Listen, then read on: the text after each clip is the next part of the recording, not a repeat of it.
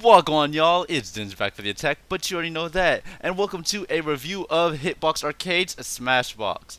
Now, I've decided to do this review because I've owned the SmashBox for over 2 years, and it has become one of my main controllers to use on Nintendo products, and even the Nintendo Switch. So I thought, hey, why not talk about it? Now, this video is no way in part sponsored by Hitbox Arcade. However, if they would like to sponsor me or even just send me an updated version of the Hitbox Smashbox, that would be amazing. But without further ado, let's get on with the review. So what is the Smashbox, you may ask? Well, the Smashbox is a fight stick basically for Nintendo hardware. It is a GameCube controller but basically just flattened out.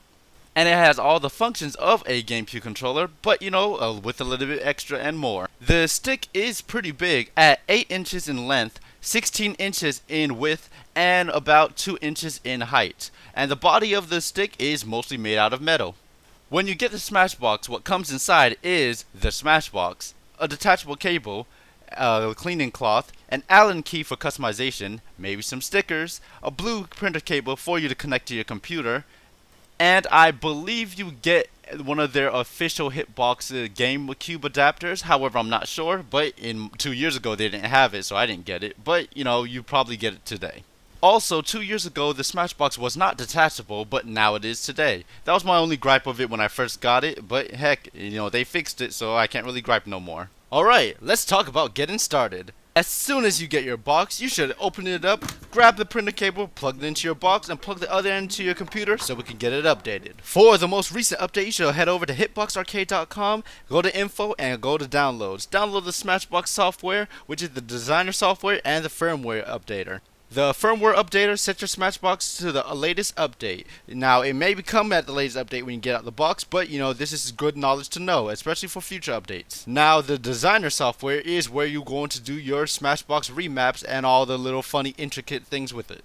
But also, there's one more thing to download, and that is the Mayflash updater. Now, to use the Smashbox, you need a GameCube adapter. And one of the most popular GameCube adapters besides the official one is the Mayflash one. If you have the Mayflash one, you need to update it so the Smashbox will work on it properly. However, if you have an official GameCube adapter by Nintendo or a GameCube adapter by Hitbox Arcade themselves, then you don't need this update. If you don't have any of these three adapters, you should probably get one.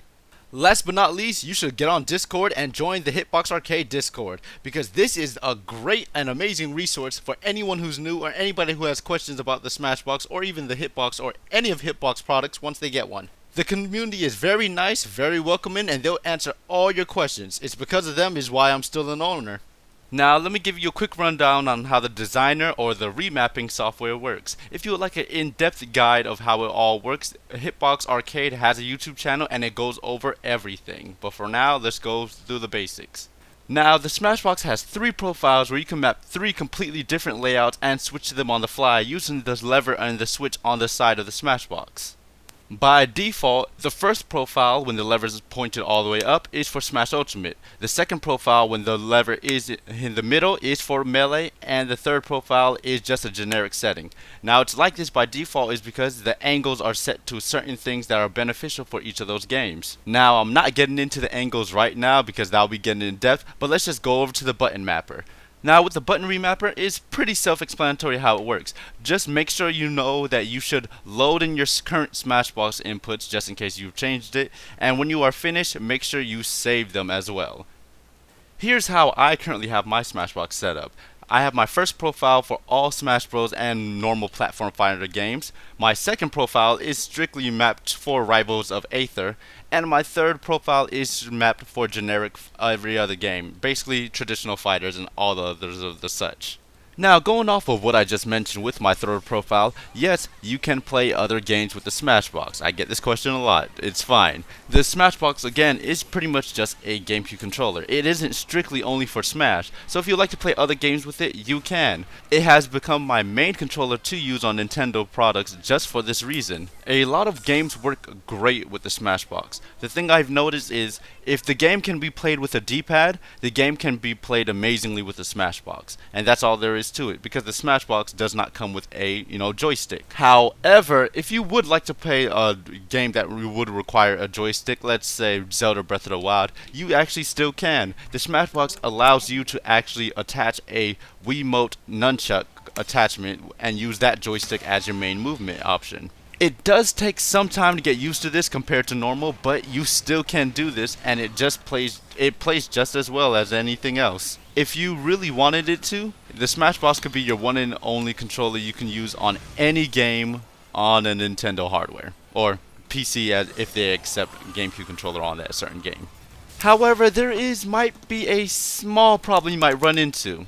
Since the SmashBox is modeled after the GameCube controller, the main problem is the GameCube controller actually only really has 7 actionable buttons. While most, if not all, generic controllers or general standard controllers have 8 buttons. This means on the Switch, where you're playing a game that would probably need a Pro controller, you are missing a button. It'll be the same exact way if you just use a GameCube controller to play that game. You will still be missing a button. Now, most games don't require all 8 buttons to play, but, if you do run into a game that requires all 8 buttons, you might want to go into the remapping options if that game has it. Now, with that out of the way, let's get into some main Smash Bros stuff. The thing the controller's named after, the SmashBox, is for Smash Bros. Let's play some Smash Bros. Now, since Hitbox has made products, there's one thing that's been stayed true about their controllers. They make the hard stuff easy, but they make some easy things difficult. And that's all the same with the SmashBox. Let's take for an example, you can dash dance really amazingly on this controller. However, when it comes to walking, that seems to be a bit more difficult since you have to hold a button, and you'll get used to it, but it's just really little different though.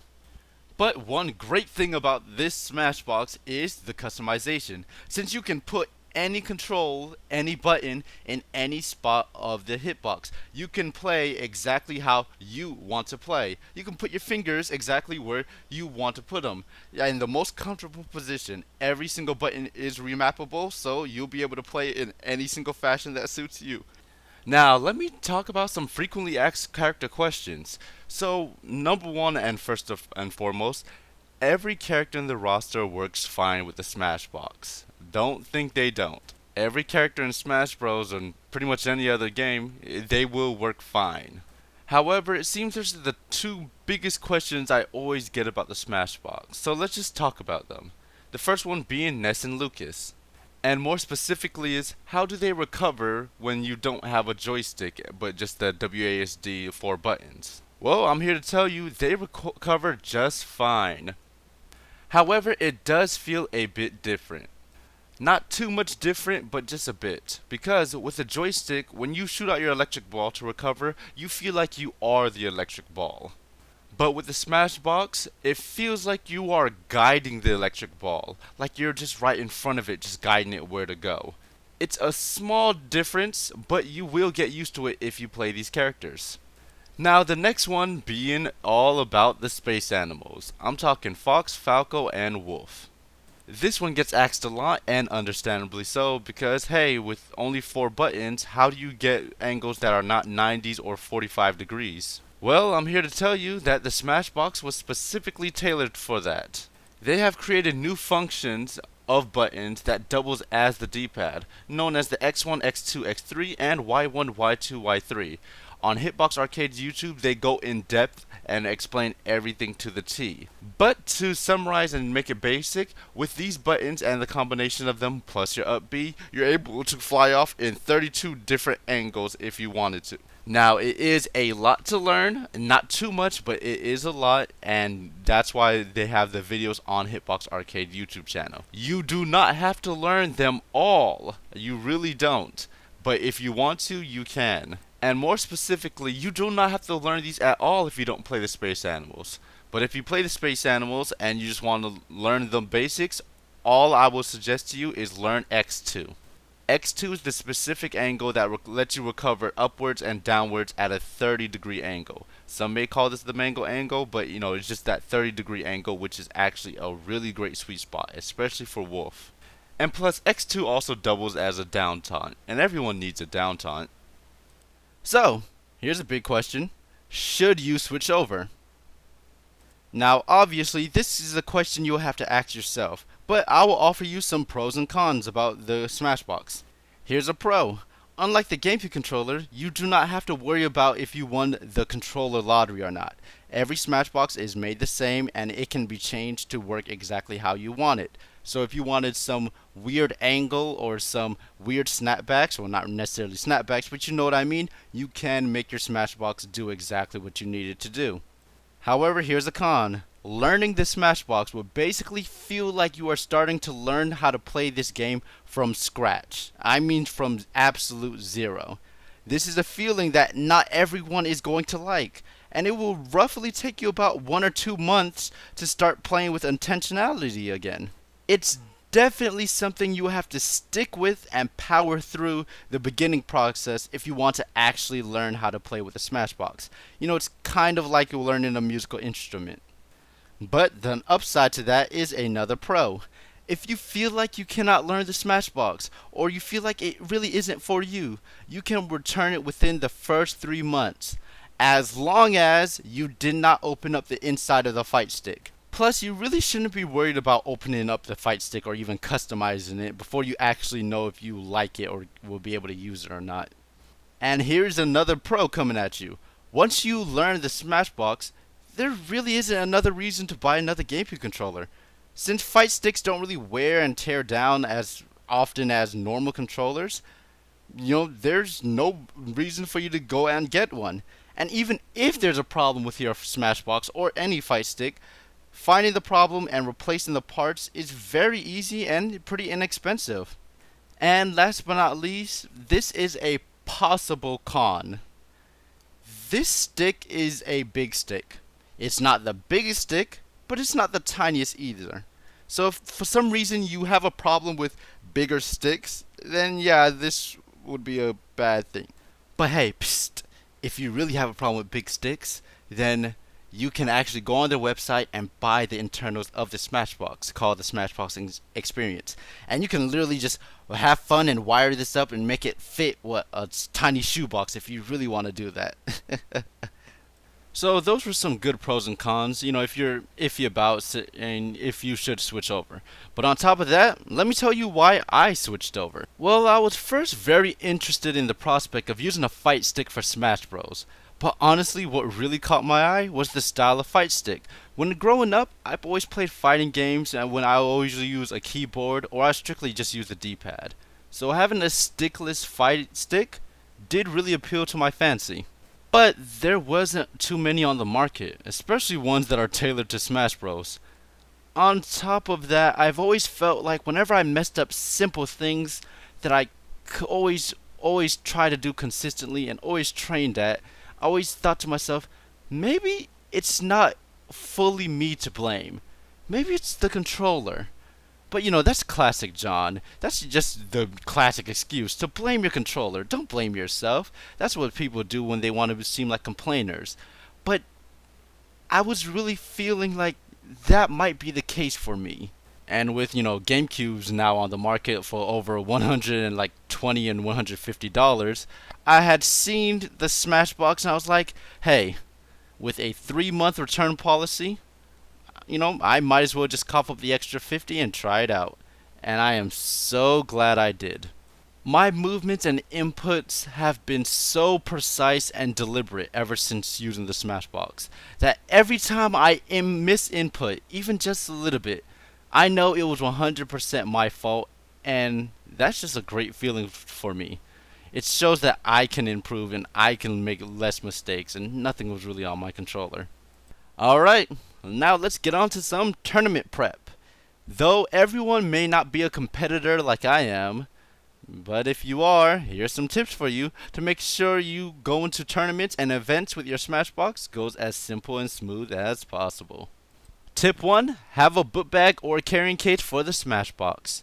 Cause it's a big stick and not every book bag will do, and it will get really tiresome just to lug this thing around without any case. Hitbox Arcade does sell cases from their website, so if you don't have a book bag that's big enough, buying a case from them is a good purchase. Number 2. Double check your profiles and button mappings, because most likely there is not going to be a laptop there for you to easily change your configurations. And make sure you know what profile is for what game or what character if you have multiple games you're entering and such. Number 3, bring your own GameCube adapter. Most in-person tournaments will not have official GameCube adapters or adapters updated for the SmashBox to be used on them. Without these updated adapters or proper adapters, your SmashBox will not work. So bring your own and carry it with you inside your carrying case or book bag so you can easily bring it to every setup you ever play on in the tournament. Lastly, have or buy a USB hub for your GameCube adapter, because most setups you're going to play on is going to probably already have a GameCube adapter on them or something else, which will probably leave you just one USB port, if any, to even plug up your USB to work your SmashBox on. This is where you'll be able to just plug something out or switch the GameCube adapters out for your own, and it will be a quick and simple hookup since you're only going to be plugging all your stuff into one USB port. It's really convenient and it comes in clutch. You don't know how many times that me having it actually helped out a lot. Heck, even my competitors were very, very thankful that I actually had one and brought it. So no matter what you buy for a USB hub, whether it's something cheap or whether it's something flashy, they all work the same and you should have one. It comes in handy. So, TLDR. The SmashBox is an amazing piece of technology made by Hitbox Arcade. It is actually really good of a device. However, the main problem and the main hardship of it is actually learning how to play on it. If you are able to stick out and actually learn how to play on it, it will be your one and only controller pretty much for the Nintendo hardware and even on PC. However, if the biggest problem is learning it and you just feel it's not for you, that's fine too. As long as you don't open up the controller to customize it, Hitbox Arcade has a 3-month return money guaranteed policy. But if you are interested in getting the SmashBox and you already have a GameCube controller and you use it on other devices, like on the PC for Rivals of Aether and stuff, you already have all you need to make the SmashBox work, since it is basically just a GameCube controller. Except since it has so many extra features and remappable buttons, you can truly and uniquely make this controller yours, and as comfortable as you want it. Also, since it's a fight stick, the customization, you can add art, change buttons, and all that great stuff. It is really a great controller if you can bear through the learning process. I highly recommend it if you are curious, if you have the money to buy it, to take the 3 months to try it, and also if you just feel like the GameCube controller is just not enough for you and you need a little bit more. Thank you so much for watching. I have been Dimz, and if this video was very helpful for you, let me know. Leave me a like and maybe comment and all that good stuff. There's actually a lot of links in the description, and also if you want to know about how to customize the fight stick of the SmashBox, there's a video I also made that should be going out on the same time. Hey, just check the description. It has all that great stuff. But until then, have a great one.